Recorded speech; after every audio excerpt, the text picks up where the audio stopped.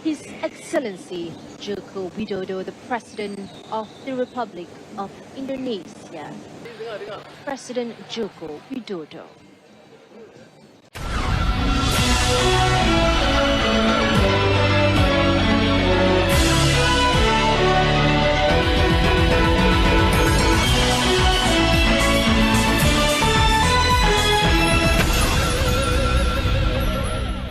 Halo, apa kabar? Assalamualaikum warahmatullahi wabarakatuh. Saya Hersu bin Arif.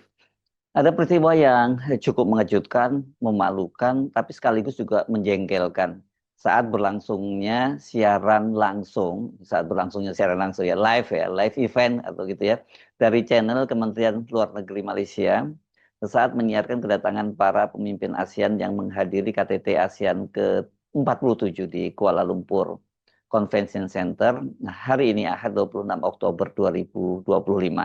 Seorang presenter dari radio dan televisi Malaysia, RTM, yang melaporkan momen tersebut itu sampai 2 kali salah menyebut nama Presiden Prabowo Subianto.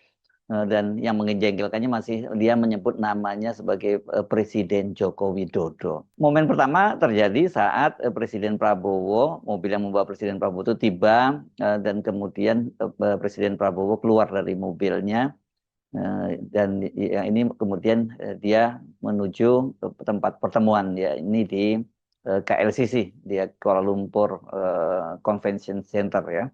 Yang kedua itu ketika Presiden Prabowo sudah selesai bersalam-salaman dan berbincang ringan dengan Perdana Menteri Malaysia Anwar Ibrahim yang menyambutnya. Memang protokolnya kelihatannya seperti itu. Jadi bergiliran kedatangan para kepala-kepala negara dan pemerintahan ini disambut dan kemudian mereka masuk ke dalam ruangan. It's not just a diplomatic presence, but a growing and enduring partnership that will strengthen the ASEAN's community in the years to come.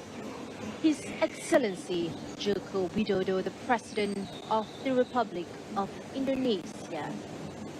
Now, as the world's third largest democracy and a founding member of ASEAN, Indonesia continues to be a central voice in ASEAN's geopolitical identity and global engagement.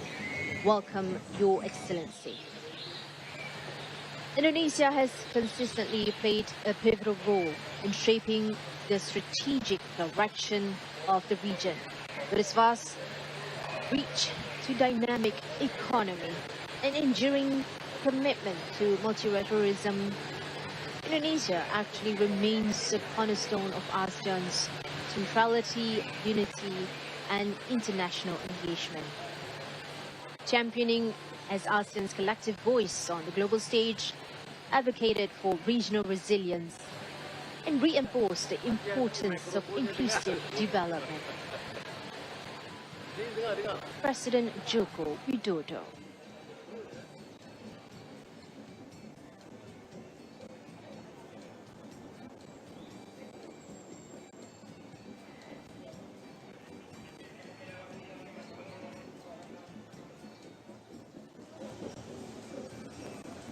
Kalau sampai salah 2 kali ya, apalagi dia secara visual kan dia melihat wajah dari Presiden Prabowo Subianto gitu ya, itu di depan mata dia, tentu itu nggak bisa disebut sebagai ketidaksengajaan ya.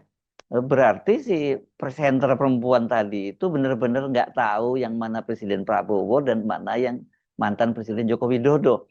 Untuk seorang presenter, apalagi presenter radio television Malaysia yang dipercaya melaporkan momen sebesar itu, harusnya dia adalah seorang presenter yang cukup senior, berpengalaman untuk ditampilkan dalam momen-momen spesial kenegaraan. Jadi jangan sampai dia mungkin gugup gitu ya. Tapi kalau gugup itu kan masa ya sampai 2 kali gitu ya.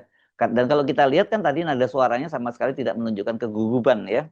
Nah, tentu sangat aneh kalau si presenter tadi nggak tahu bahwa Presiden Indonesia itu sudah berganti dari Joko Widodo ke Presiden Prabowo sejak setahun lalu gitu, dan juga nggak tahu yang mana Presiden Joko Widodo dan yang mana Presiden Prabowo. Kan Presiden Joko Widodo tuh sampai 10 tahun, 2 periode. Nah oke, dia yang diingat mungkin hanya nama Joko Widodo, tapi kan wajahnya dia harusnya tahu juga dong, beda sekali antara Prabowo Subianto dengan Joko Widodo. Mirip pun enggak gitu ya. Makanya saya tadi menyebutnya ini selain mengejutkan, memalukan, tapi buat kita juga menjengkelkan gitu ya.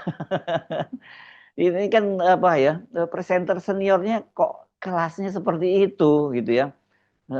Masa ya dia cuma modalnya jual tampang, tadi sayang sih kita nggak lihat wajahnya, dan juga modal suara doang gitu, tapi pengetahuan umumnya nol gitu ya. Untuk acara sepenting itu, seorang presenter itu selain dia yang ditampilkan tadi juga itu yang berpengalaman juga cukup matang begitu karena ini acara kenegaraan bahkan acara internasional. Selain itu dia juga pasti sudah mendapat briefing, rundown kedatangan dari para kepala negara, kepala pemerintahan yang hadir itu lengkap dengan nama dan gelarnya. Ini biasanya yang menyiapkan seperti ini dari protokoler Kemenlu, Kementerian Luar Negeri atau ini ada protokoler dari istana atau gitu. Kalau ini yang penyelenggaranya kan di sana adalah kantor Kementerian Luar Negeri dan tentu saja tuan rumahnya adalah Perdana Menteri Malaysia. Makanya sebenarnya ini acaranya adalah acara Kemenlu gitu ya.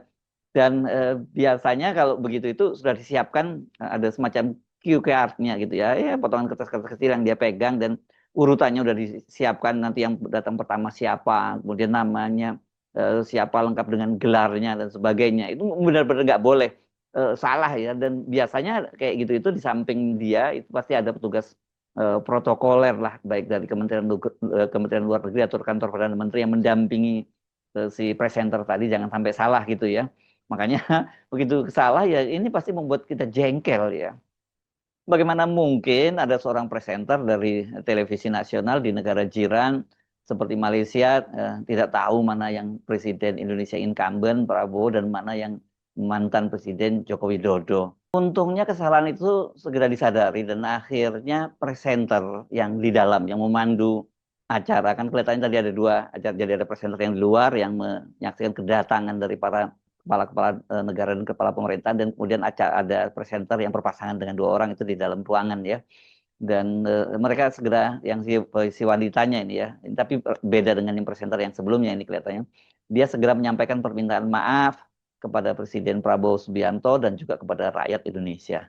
We sincerely apologize to our delegations from Indonesia and to all our distinguished guests for the earlier error in announcing the name of the President of Indonesia. It was an unintended mistake and we deeply regret any offense and confusion it may have caused. We hold the people and leadership of Indonesia in the highest regard and we appreciate your kind understanding over this oversight. We wish to formally and warmly acknowledge His Excellency of Indonesia, Prabowo Subianto, the President of the Republic of Indonesia.